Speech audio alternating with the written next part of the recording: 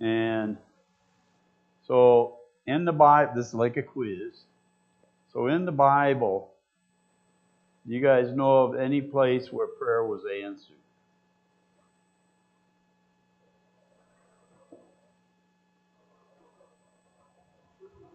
Yeah, you got the list. I mean, there's a lot of them, but I just got 10.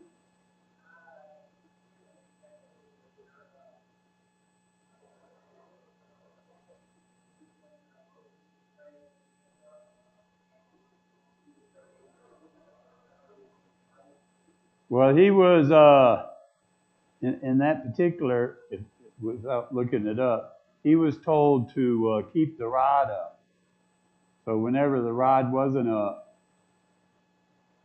they lost.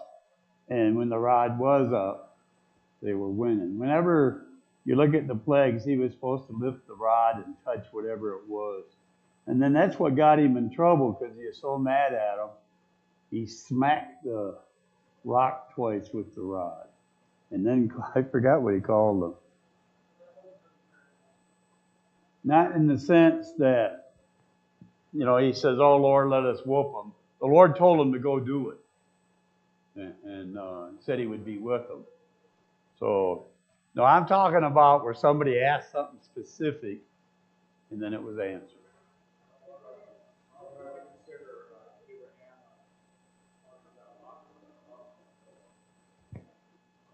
Yes, that would be, in a sense, because he was literally talking to the Lord face to face, would be considered, I guess, a prayer. And does anybody know why he probably stopped at 10? Yeah, that would have been Lot, his wife, daughters, and the son-in-laws. But none of the son-in-laws or the daughters that were married went with him. Uh,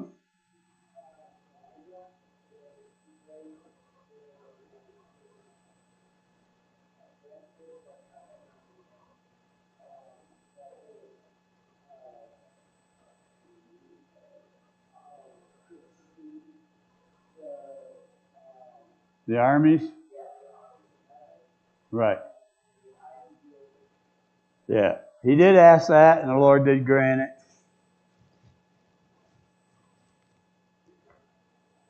Anyone?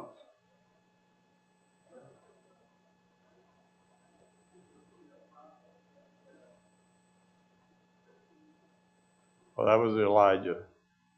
But that was, he just got done, with a great victory. And then he runs all the way to Jerusalem. Jezebel says she's going to kill him. So now he's all hurt his feelings and he leaves and he says, "Oh, I should die." Then if he wanted to die, why didn't he just stay there and let Jezebel kill him? But the Lord fed him then. And that's when he told him his voice wasn't in the earthquake or in something else, but it was in the still small voice. Huh? Double honor. And he got it. But he had to do something for him to get that. Remember what he had to do? He had to see Elijah actually go up. He had to physically see it happen. And if he did, he got double honor. All right, well, we're going to go on my list then. So, I love phones that are so touchy.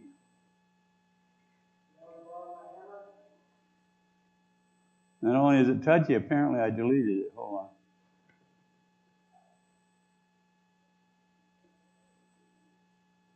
First Samuel 1, 9 through 20.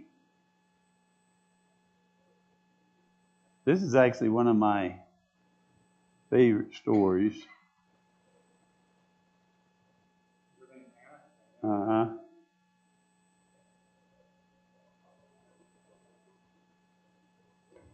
So it starts out, so Hannah rose up after they had eaten in Shiloh and after they had drunk. Now Eli the priest sat upon the seat by a post of the temple of the Lord. And she was in bitterness of soul and prayed unto the Lord and wept sore.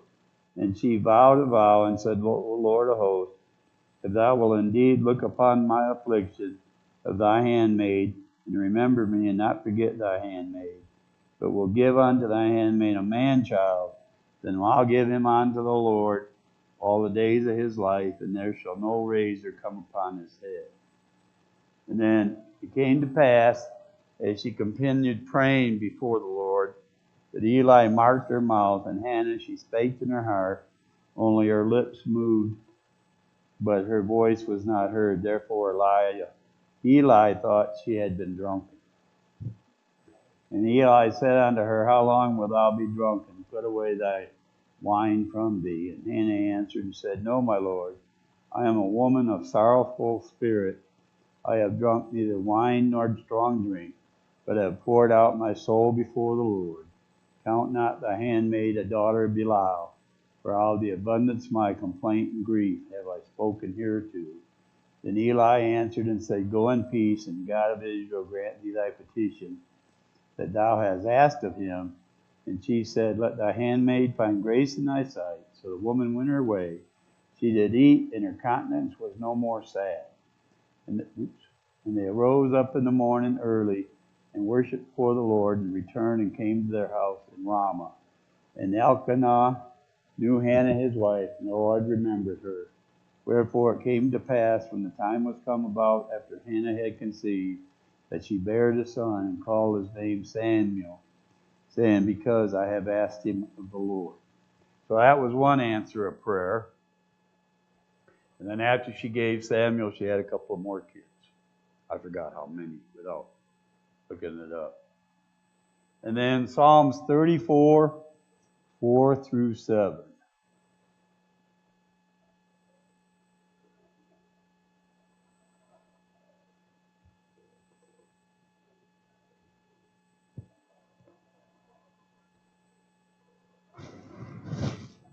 I sought the Lord, and he heard me, and delivered me from all my fears. They looked unto him, and were lightened, and their faces were not ashamed. The poor man cried, and the Lord heard him, and saved him out of all his trouble. The angel of the Lord encamped round about them that fear him, and deliver them. And then, so that was where David was wanting deliverance. Next is Solomon's prayer, 1 Kings 3, 5 through 14.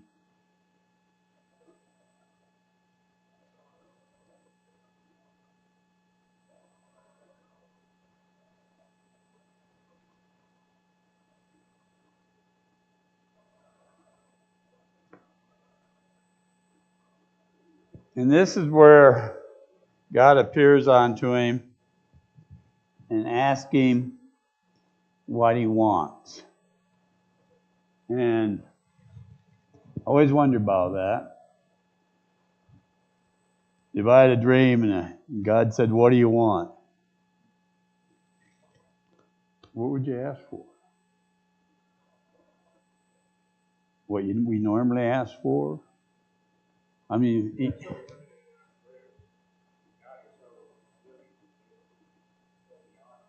right.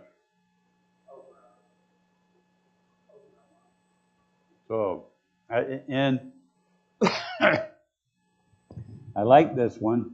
And Gibeon, the Lord appeared unto Solomon in a dream by night. And God said, Ask what I shall give thee. And think, I wonder what I'd say. He said that. And Solomon said, Thou hast showed unto thy servant David my father great mercy, according as he walked before thee in truth, and in righteousness and uprightness of heart with thee, and thou hast kept from him the great kindness, that thou hast given him a son to sit on his throne, as it is this day. And now, O Lord my God, thou hast made thy servant king instead of David my father, and I am but a little child, and I know not how to go out or come in. And thy servant is in the midst of thy people, which thou hast chosen, a great people, that cannot be numbered nor counted for multitude. Give therefore thy servant an understanding heart to judge the people, that I may discern between good and bad. For who is able to judge this thy so great a people? And the speech pleased the Lord, that Solomon had asked this thing. And God said unto him, Because thou hast asked this thing, and hast not asked for thyself long life, neither have asked riches, nor for thyself, nor hast asked for the life of thine enemies, but have asked for thyself understanding to discern judgment. Behold, I have done according to thy words. Lo, I have given thee a wise and understanding heart. So there was none like unto thee before, and neither after thee shall any arise like unto thee. And I have also given unto thee that which thou hast not asked, both riches and honor, so that there shall not be any among the kings like unto thee all thy days. And then he tells him he has to walk in his ways, and then he'll stay there forever. And then apparently he was really into women, because he had 700 wives and whatever it was, 300 concubines. And I bet you that kept him busy. And then Elijah's prayer for rain. 1 Kings 18:41.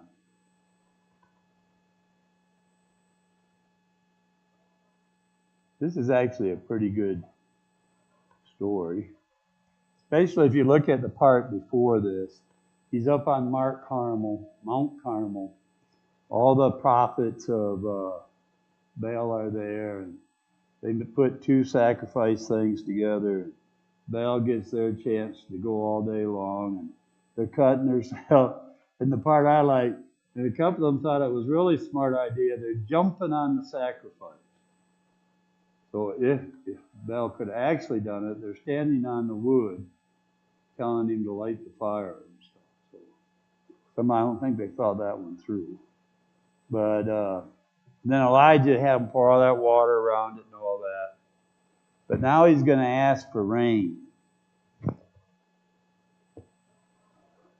After he whooped and killed all of them.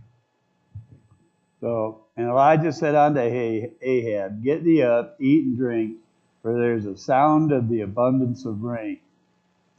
And when you finish reading this, think about how many clouds are in the air when he says there's abundance of rain, talking to Ahab. So Ahab went up to eat and to drink, and Elijah went up to the top of Carmel, and he cast himself down upon the earth and put his face between his knees. And he said to his servant, Go up now, look towards the sea. And he went up and looked and said, There is nothing. And he said, Go again 7 times. So there's not a cloud in the sky.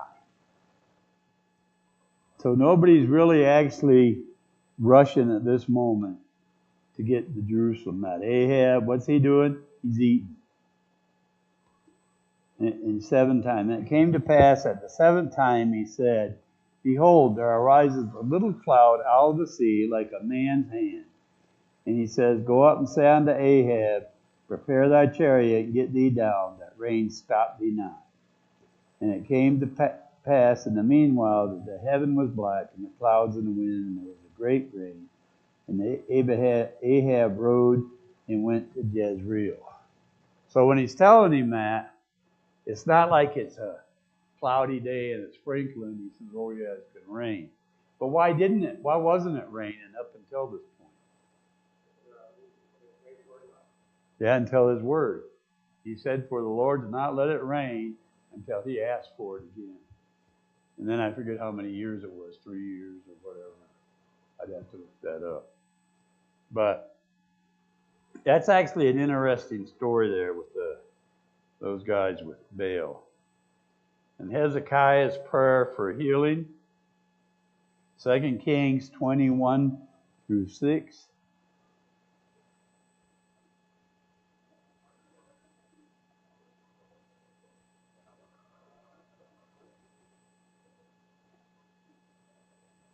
In those days Hezekiah was sick unto death. And the prophet Isaiah, the son of Amos, came to him and said unto him, Thus saith the Lord, Set thy house in order, for thou shalt die and not live. Then he turned his face to the wall and prayed unto the Lord, saying, and then Isaiah just leaves. I don't think he was a good bedside manner kind of prophet, You're going to die, get your stuff in order, and he leaves. So then he turned, this is Hezekiah turned his face to the wall, and prayed unto the Lord, saying, I beseech thee, O Lord, remember now how I have walked before thee in truth and with perfect heart, and have done that which is good in my sight. And Hezekiah wept sore. And it came to pass, before Isaiah was gone out into the middle court, that the word of the Lord came unto him, saying, Turn again and tell Hezekiah, the captain of my people, Thus saith the Lord, the God of David thy father, I have heard thy prayer, and I have seen thy tears. Behold, I will heal thee. On the third day thou shalt go up unto thy house of the Lord. And I will add unto thy days 15 years. And I will deliver thee in the city out of the hand of the king of Assyria. And I will defend this city for my own sake and for my servant David's sake. So he answered him there. And then Daniel, we kind of went over that, where his prayer of understanding, Daniel 9, 3 through 23. And I'm not going to just read over that. But he finds out that his prayer was going to be answered right away, but why wasn't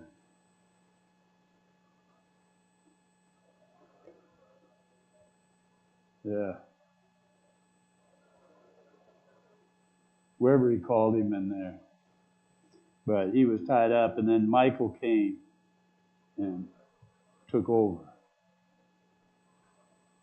And this one I really like. Peter's release from prison. Acts 12, 1 through 17. So when you're praying, do you think you should pray like you think the prayer should actually get answered?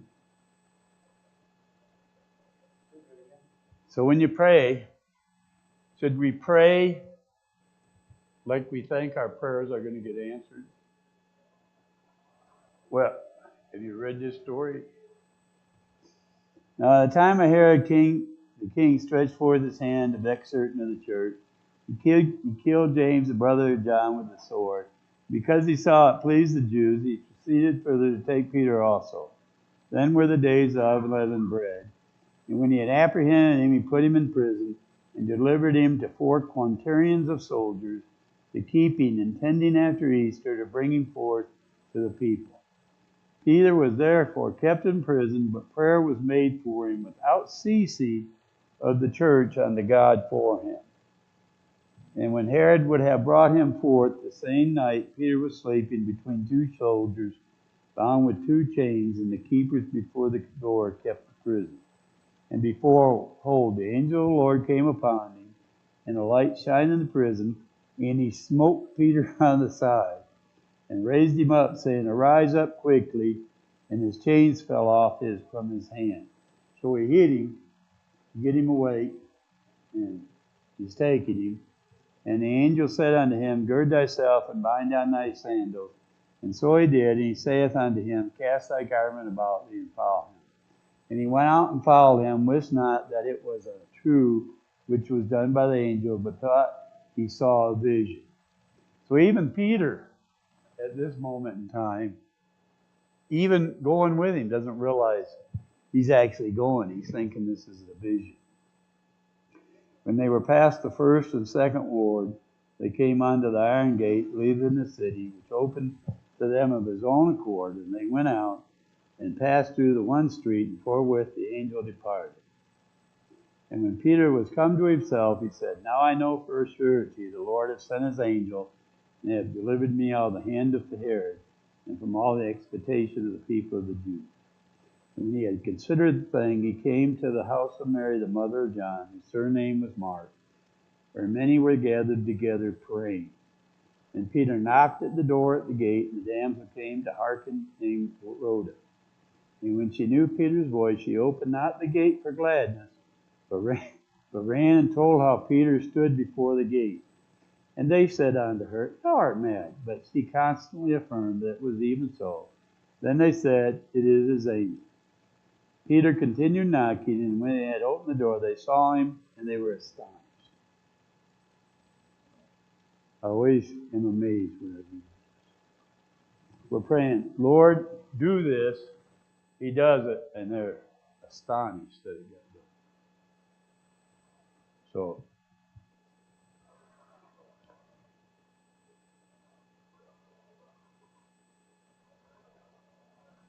and then the last one I'm going to do, Philippians 1, 3 through 11.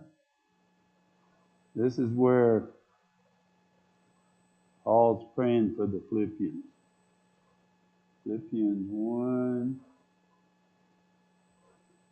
3 through 11. And I thank my God upon every remembrance of you, always in every prayer of mine for you all, making request with joy for your fellowship in the gospel from the first day until now, being confident of this very thing, that which he hath begun a good work in you will perform it until the day of Jesus Christ. Even as it's meet for me to think this of you all, because I have you in my heart, insomuch as both in my bonds and in the defense of confirmation of the gospel, you are all partakers of my grace. For God is my record, how greatly I long after you in all the bowels of Jesus Christ. And this I pray, that your love may be abound, yet more and more in knowledge and all judgment, that he may approve things that are excellent, that you may be sincere and without offense to the day of Christ, being filled with the fruit of righteousness, which are in Christ, in Jesus Christ, unto the glory and the praise of God. So, and there's a lot more than these. I just looked up these here and put them down. But sometimes I think, for us when we pray, are we really expecting when it's something really earnest to happen? And I don't think we'd be as shocked as those people were when Peter got out. But, you'd think they'd be kind of glad to see him instead of just being astonished that he was there.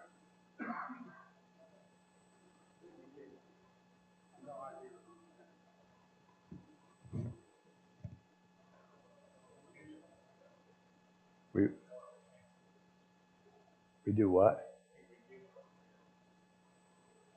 Well, I think about that. Other than praying for, my kids traveling and grandkids traveling and whatever they're doing, when I look at my own self, I don't really have anything other than people I know salvation. I don't have anything of material that I'm really wanting to say, oh, I need this or I need that. But other than praying for safety of people traveling is my biggest thing that I go after, and praying for the salvation of all my family back home.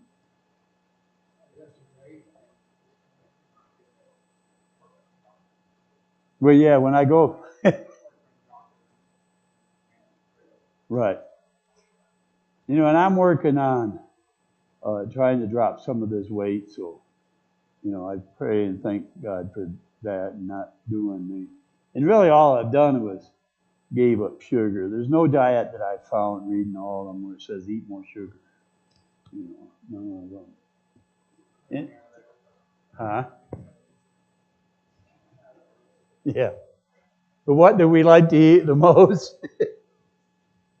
Cookie. Oh.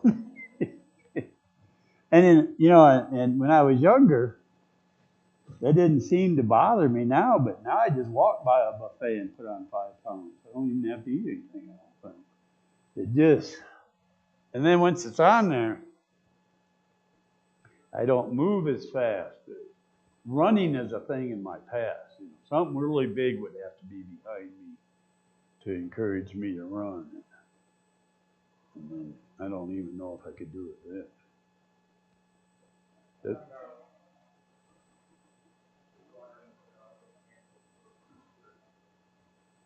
Right.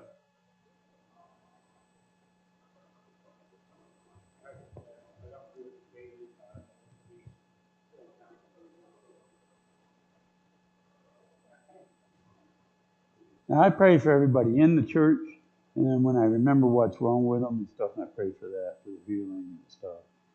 And then some, because like Mason, I didn't know what was really wrong with him. I just, the Lord knows. It's not like it catches him off guard.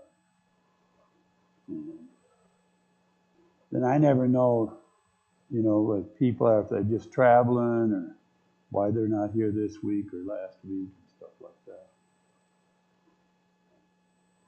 So does anybody have any other comments, questions, or concerns? I think because just the numbers